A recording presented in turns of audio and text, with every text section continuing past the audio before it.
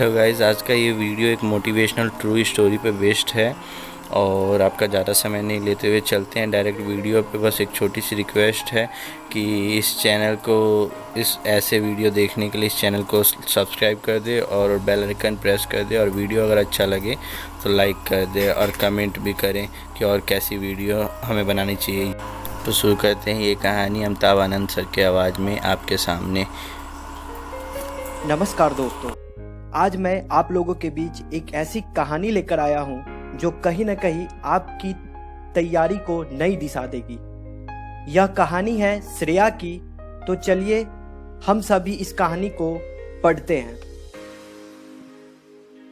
तो गली के नुक्कड़ की चाय की दुकान अड्डा थी चौधरी चाचा एवं खान चाचा की, जहां दोनों दिन भर के काम से थके हारे अपना अनुभव साझा करते थे एवं हंसी मजाक के बाद घर लौट जाते थे।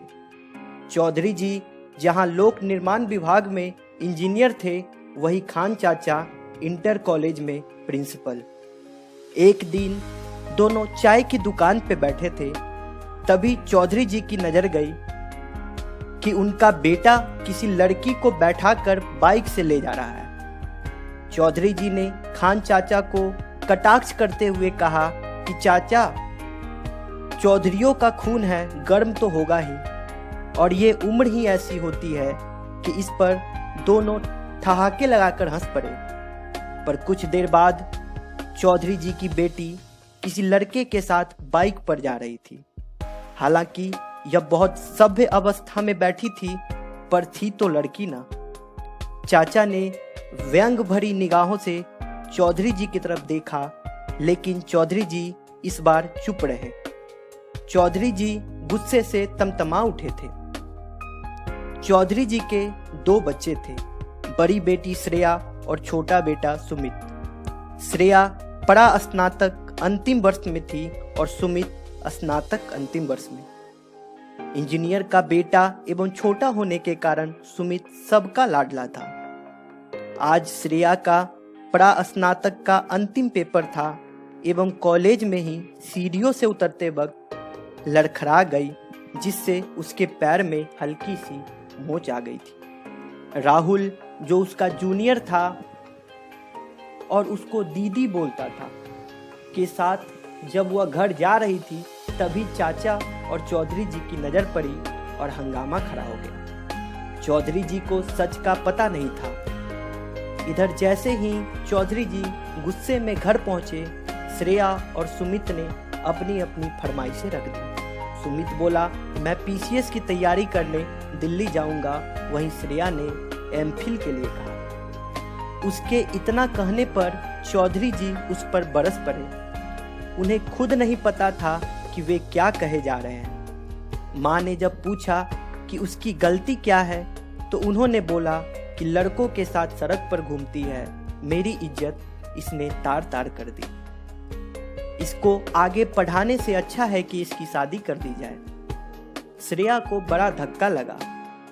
जिन पर वो इतना ज्यादा विश्वास करती है, उनको जरा भी यकीन नहीं है अपनी बेटी पर। श्रेया के आंसू भर आए और भरे हुए गले से बोली, पापा, जरा सा तो यकीन कर लिया होता, एक बार सच जानने की कोशिश तो की होती। वह अपने कमरे में चली गई और पापा की बातों को याद करके बार बार रोती रही, और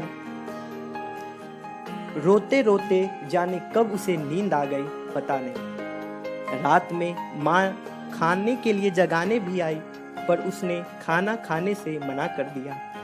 माँ ने जब सच्चाई बताई तो चौधरी जी को अपने किए पर पछतावा हुआ। अगली सुबह श्रेया देर से उठी और उस दिन भी उसने न तो खाना खाया और न ही किसी से बात की। सबने बहुत मनाया और माफी मांगी, पर पता नहीं इस बार जख्म कुछ गहरे थे। वो बार बार पापा की बातों को याद करके रो रही थी। मम्मी पापा ने सोचा कि धीरे धीरे सब ठीक हो जाएगा, अभी गुस्सा है, लेकिन ऐसा नहीं हुआ। कहते हैं ना कि जीभ में लगे जख्म जल्दी ठीक हो जाते हैं, लेकिन जीभ से लगे जख्मों को भरने में बहुत समय लगता है। कुछ यूं ही श्रेया के साथ भी हुआ। अगले दिन एमफिल के आवेदन की अंतिम तिथि थी, लेकिन श्रेया ने आवेदन नहीं किया। उसे इस बात का दर्द था कि किसी ने उससे एक बार भी नहीं कहा कि बेटी तू पढ़। अब श्रेया खाना तो खाने लगी, पर उसका स्वभाव बहुत बदल गया था। अगली सुबह सुमित दिल्ली जाने के लिए तैयार हो गया और उसे आशीर्वाद देते समय पापा इतने खुश थे जैसे वह पीसीएस बनने नहीं बनकर जा रहा हो। बस श्रेया ने भी फैसला कर लिया कि अगर पीसीएस इतनी अच्छी चीज है जो उसका खोया हुआ आत्मसम्मान वापस दिला सकती है, तो वह पीसीएस बनकर दिखाएगी। पर कैसे? इसके बारे में उसे कुछ नहीं पता था, पर भरोसा था उसे अपनी जिद पर। उसने इंटरनेट में खोजना शुरू किया।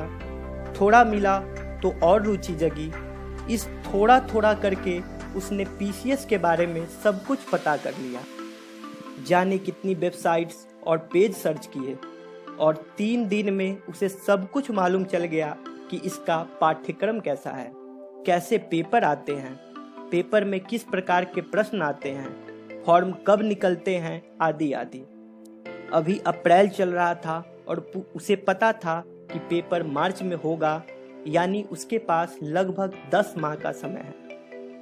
वेबसाइट के माध्यम से उसने बुक लिस्ट तैयार करी कि आखिर उसे कितनी बुक्स की जरूरत पड़ेगी, पर सवाल था कि बुक्स कौन लेकर आए, क्योंकि वह बाहर नहीं जाना चाहती थी।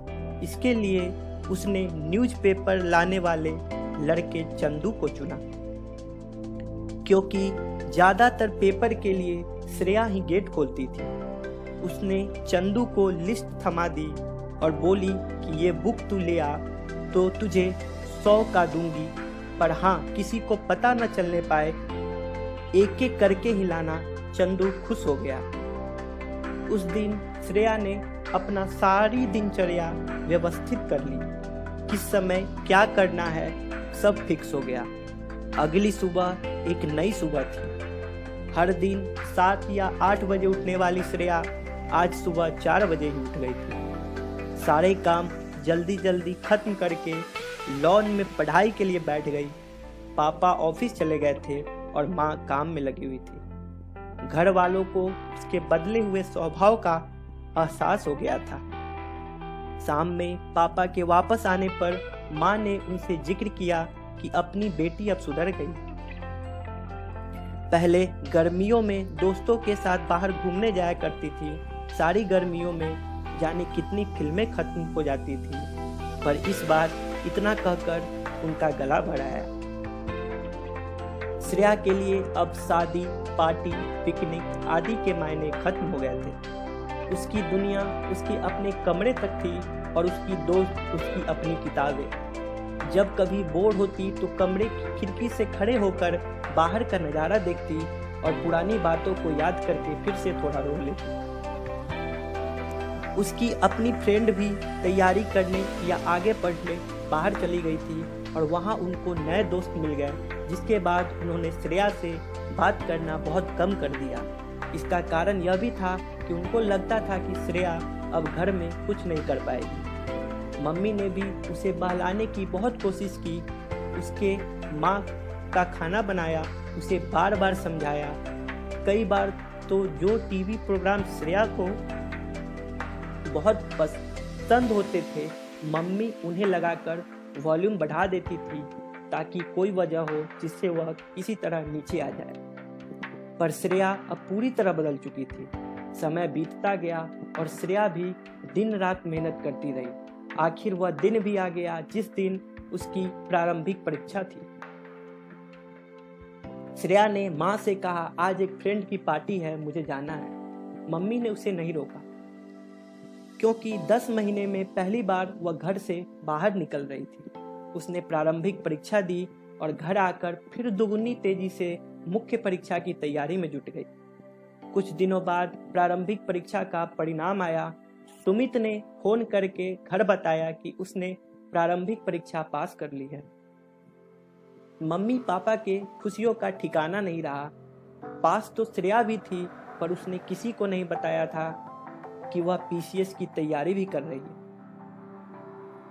कुछ दिनों बाद मुख्य परीक्षा भी आ गई। फिर श्रेया ने कुछ बहाने बनाकर मुख्य परीक्षा दी और फिर से तैयारी में जुट गई। मुख्य परीक्षा का परिणाम आया और इस बार भी श्रेया पास हुई, पर सुमित पास नहीं हुआ था। उसे अपनी खुशी से ज्यादा अपने भाई का दुख था। श्रेया ने इंटरव्यू की तैयारी की और उसका इंटरव्यू भी अच्छा गया। अब वह अंतिम परिणाम की प्रतीक्षा करने लगी और वो दिन भी आ गया जिस दिन उसका अंतिम परिणाम आना था।